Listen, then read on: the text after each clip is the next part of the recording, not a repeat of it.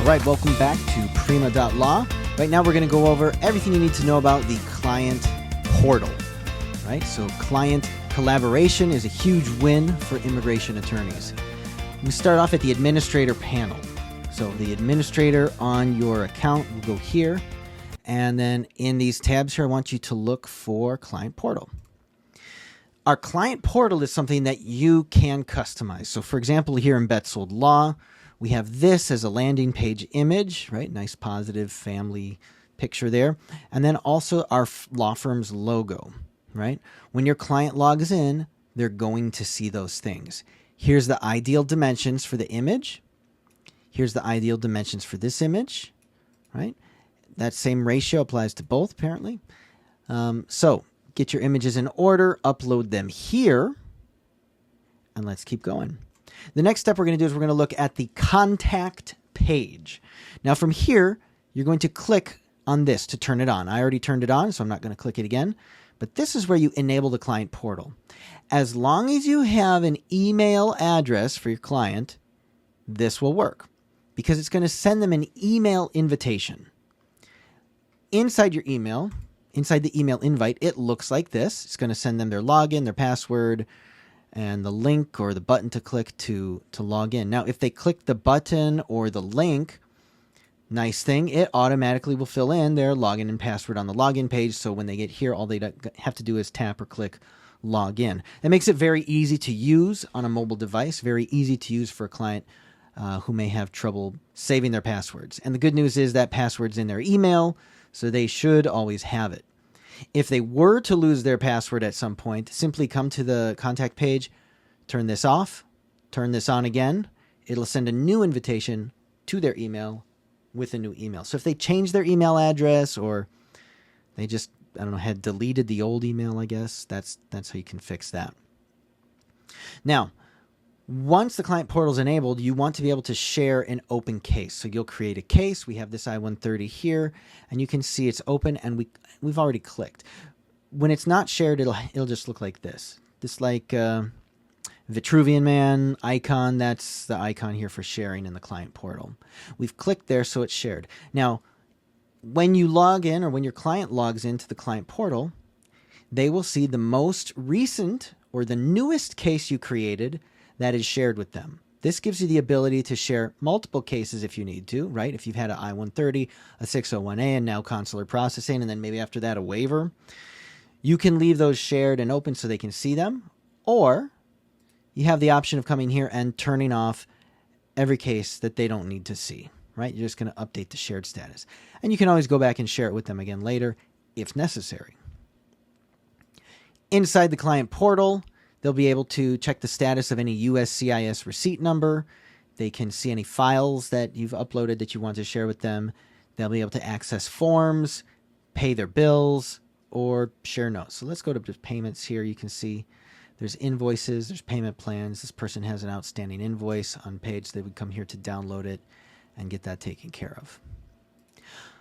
From here, or let's see, the first page that's going to load for them in the client portal is the checklist on the most recent case, most recent and open and shared case.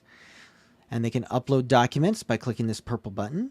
If your client's uploading images, they'll be able to come here, or if you uploaded images to your client, to the checklist on the attorney side, they can see a preview of that document here as well. So that's very useful. And this way they can be uploading everything that they're going to need to submit in their case. This can eliminate the need for them to drop documents off at the office all the time, at least for some of your clients. And that's going to save you time and make you a little more money. All right. So client portal, very useful. Let's take a look at the forms here. We've got this I-130 here. Let's say that this is a client who wants to be able to fill it in, or maybe it's on an employment case and they want to be able to fill it in. They can have that option. You've got the fields here. On the attorney side, you would be sharing particular fields for them to edit. These are not allowed for them to edit. Everything is closed on this one. So let's take a quick look how to do that. In this case, this is the one we're dealing with in the portal. We'll go to our forms, and we're going to go to the I-130. We have the roles selected. We have to do this on our end, right? The attorney has to make sure that Stephen's the petitioner and Susan's the beneficiary, because someone else The client may not know that. If you go to, it's already shared, but let's go to edit the form. And from here, you will be able to see, we want to share it for editing. And we're going to, let's just say, enable all fields on all pages. Let's go back to the client portal. We open the most recent case. We go to the forms. We go to the I-130. And again, we recognize this isn't for every type of case, but in the cases where you have clients that can do this, you can just give them access to the forms, either for review or for filling out or for double checking, things like that. And then once done, they can click send to the attorney. And then again, it'll lock it for them so that there's no more changes allowed. Right. So a lot of nice and easy things you can do inside the client portal. Let's go ahead and add a USCIS receipt number so you can see how that works. So for the client to see the USCIS receipt numbers and status in the client portal, first you need to have that inside the case. So once that receipt notice comes in, your assistant or someone in the law firm needs to be adding those here. You type in the receipt number, you can put a label, and then you would even want to select the form it was for. I know this was like for I-130. There we go. We'll add that. And there's another video about the Chrome extension, which helps us do this, which helps this work. But here you can come here and you can see the status after we type in EB8, AET. Okay, yep, that was approved. That's amazing. Now, for the client, if they're in here, let's just refresh that page for them. And now they can see that there's a USCIS number in there. They can see the latest status that the attorney saw. They can also click on View, which again will bring them to the USCIS page. They can type that in, fill in that, and they can find an updated or more recent status as well. And they've got all that information here. Okay, so that's how easy it is to use the client portal inside of Prima.Law. Now, some of the best practices that we've found in our firm just working with different clients are when the client signs up for the case, as the attorney, I'm explaining to them, look, here's our system. You're going to have an assistant assigned to you. They're going to help you get set up with the client portal. You'll be able to upload documents if that's something you can handle. Most cameras on phones are pretty good right now. And as long as they're taking a decent photo of the documents that we need, that's usually enough. So we just warn them ahead of time, sort of get them prepared so they know that there's going to be a client portal. It's something that they can submit documents to.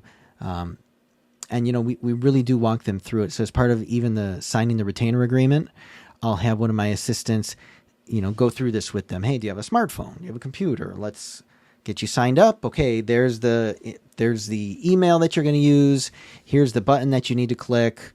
And then you're just going to click OK, and you'll be able to get right in. And so they just walk them through that. They show them the checklist. They show them about the files, the forms, and the payments, and the notes. And that makes client communication a lot easier. It makes it very easy for the client to collaborate with us on this.